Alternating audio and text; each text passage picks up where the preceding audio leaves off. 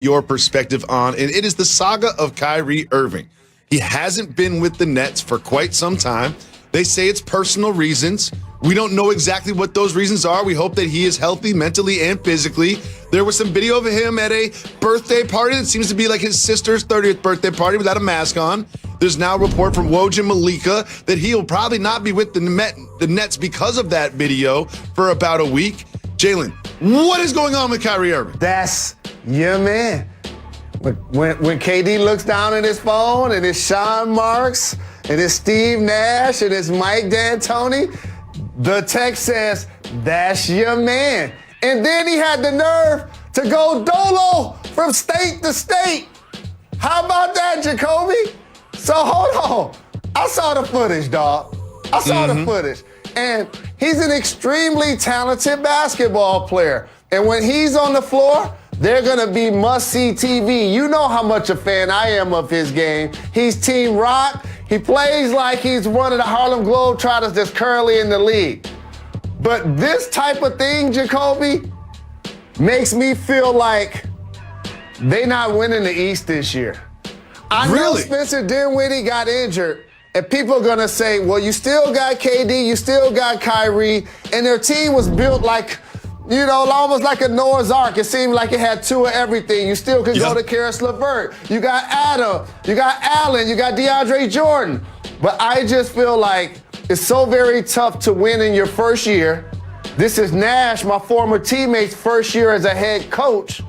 And when you can't communicate with your best players, when that relationship isn't, those are the people that you can get on the most, not the other way around, that creates a disconnect. And lastly, what does it say to the rest of the guys in the locker room? Because I haven't looked at the bottom of the ticker and seen that they're disciplining him just yet. Not that I want to get him in trouble, but he's missing games and practices and meetings and whatever. The NBA abbreviated 72-game season has actually started, and healthy players that are getting millions of dollars to play the game that they love are participating for their families, themselves, and their teammates. So whatever he's dealing with, I hope he can find a way to get back to the Nets, because Brooklyn needs him in uniform. Absolutely. The whole world was so excited to see KD and Kyrie together, and we got it for like 3 weeks. And now Kyrie is missing. It is time for Soft Mover Boss Move.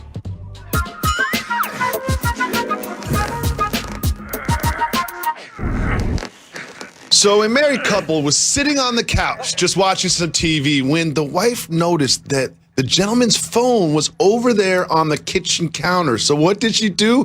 She texted him. What happened next? He realized that he's got a text in the kitchen, so he gets up to get it. And what does the text say? Please bring the chips on your way back.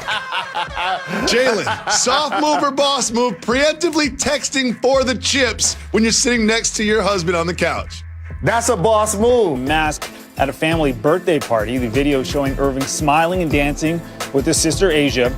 If the video is recent, it could breach the NBA's coronavirus protocols. Irving has been ruled out for tonight's game against Denver, his 4th straight missed game. We welcome in Malika Andrews now to tell us more about this. And what is the latest right now on that situation with Kyrie Irving? Well, Nabil, Adrian Wojnarowski and I have been told by sources that the expectation is that at a minimum, Kyrie Irving will miss not only today's game against Denver, but also on Wednesday, tomorrow at the New York Knicks, and then also hosting Orlando on Saturday. Those games, again, he is expected to miss. Now, in terms of that video, remember that there is precedent for this. The NBA has stipulated in its COVID protocols that players are prohibited from going to bars, to clubs, to lounges. And in addition to that, they are also barred from having gatherings or attending gatherings of more than 15 people. James Harden did it earlier this season. He was found to be in violation of those protocols. He was fined $50,000 and he missed 4 games in quarantine. But remember, when he missed 4 days in quarantine, he didn't miss an actual game. So if he were to miss a game, the league says that he would be fined 1/72nd of his salary. That's what could happen in terms of Kyrie Irving moving forward. But again, this is something that is in the early stages of being reviewed. There was a game canceled yesterday in the NBA, one canceled today. I should say postponed yesterday, postponed today in the NBA. Ongoing discussions right now in the league around this COVID situation. What are you hearing about those discussions? Well, as Adrian Wojnarowski reported, the Board of Governors is expected to hold or will hold a special session later today to discuss that. But really what I am hearing from folks around the league is that right now the focus is how can they tighten the protocols that they have in place in order to avoid having to shut down or do something more drastic. Now, on ESPN.com, there's some expansive reporting on this that could include simple things like when they're on the court after games, potentially not hugging, not high-fiving, doing some of the visiting that they do, tightening up the mask wearing rules, re-examining whether or not those 3 approved restaurants in every city are something that they can continue to do when teams are on the road. Those are the things that the league right now is re-examining, looking at changing, looking at tweaking so that games can keep going, but they can get these COVID numbers down so that teams aren't without all of these players and games end up being postponed. Definitely a fluid situation right now with that. Thank you, Malika, for the latest. Home last night, although again, I'm going to say it, throwback unis, happy. Kevin Durant scored 36 points in his return to the lineup after a 3-game absence due to the league's COVID protocols. Kyrie Irving, still out, missed the last 3 games due to undisclosed personal reasons, and Steve Nash had no update for the media on him today. So, Coach, what is your level of concern for the Nets after a 5-6 start? I'm kind of torn on it, right? Like, I do have a lot of concern. I've always had the same concerns of health was always the big one. You know, Dinwiddie, 3 games he's only played. KD and Kyrie have played, and now he's out. Yep. And KD and Kyrie 7 games apiece. And so that was always my big concern anyway about them. I remember when we brought the big 3 together, and we started off 9-8. And there was all kind of stuff in the air, right? Did that get public attention? I bet. Oh, it was a mess. I remember. Oh, yeah. Everyone remembers. It was daily breathless updates. Oh, my goodness. You would have thought the world was coming to an end. But we won 22 out of 23 after that. Yes, I do. And this team has that kind of talent. Yes. And, you know, I'm just hoping for the best for Kyrie and that he gets back on the court fast because, again, all of us wants to see this team playing together and them exciting the league and showing what they can do. Yeah. Yeah, Coach, you're so right. I mean, health is going to define how this team goes, especially because Kyrie and Durant availability has been, in question. But to me, I still think their biggest thing they've got to wrestle with is defense. And I know that their defensive numbers don't look so bad, but, fundamentally, they are a suspect defensive team. The Oklahoma City Thunder, who are not a juggernaut, even though they have a better record than the Nets right now, had 66 points in the paint in this game. That is not allowable. You just can't do it. And, again, 129 points they give up. I know they've got a great offense, but especially when they don't have full power, when Kyrie is out, you can't go out there and get into a scoring match. And they have yet to prove on a night in and night out basis that they can defend at the level to be a championship team. And to me, that's going to be the story of the whole season. And look, anybody who's been watching the NBA for 10 minutes knows there is a huge difference between what gives you good or acceptable numbers in the regular season versus what happens during the playoffs and whether you get eaten up and spit out by your opponents. We saw a regular season versus playoffs issue with the Milwaukee Bucks this past season. We see it every year, and that is exactly what Brian is talking about. All right, Karl Anthony Towns returned to the Wolves lineup Saturday. I want to give that some attention. He missed 6 straight games with a wrist injury. Obviously, an incredibly difficult season for him overall. He scored 25 points in his return. Now, he did sit out Sundays back-to-back as a precaution, according to the team.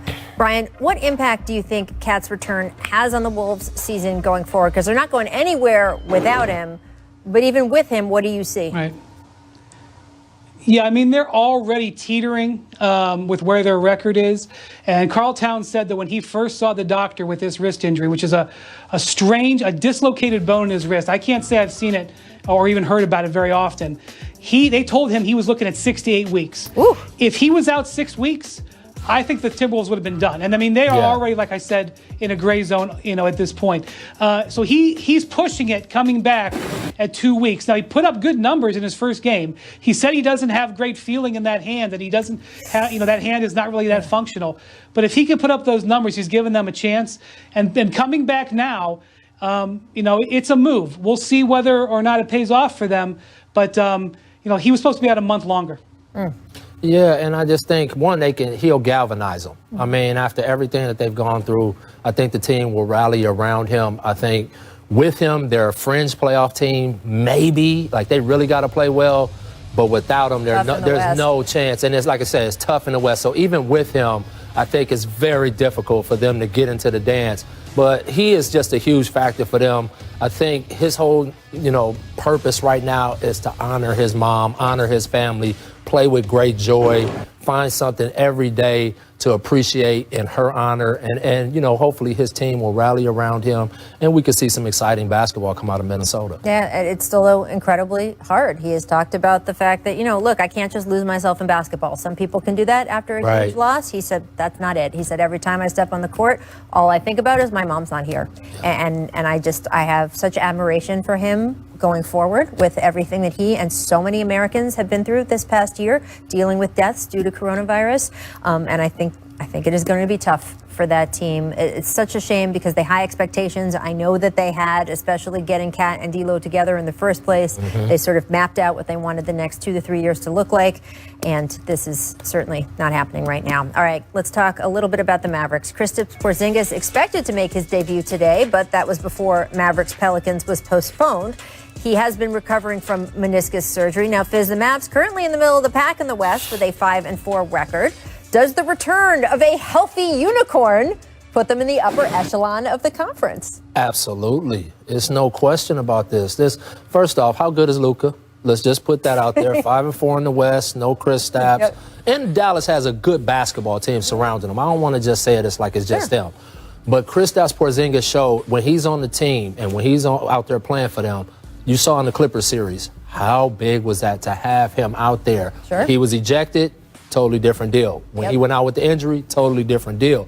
If he was in that series, they might have had a chance to really win that series, and I'm not stretching on that. So him being that stretch set, that 7-footer, that defensive guy at the rim with Luka Doncic, definitely in the top of the pack in the West. Yeah, are they a high-level team with Porzingis? Yes. Are they a championship contender? I still think they're a piece away, and I think they know that, which is why they've cleared out cap space and why they had dreams of Giannis, and why they may look in the trade market, whether it's during the season or in the summer. It doesn't have to be another all-star player, but I still think they need another high-level piece. Now, we still don't really know what the ceiling for Luka is. And Rick Carlisle has been a little bit disappointed with their level of focus early in the season. They can improve that, and they're better with Porzingis. I think they're dangerous, but I don't think they're where they need to be. And look, those two guys are young and signed to long-term contracts. They have runway. Let's see what they do.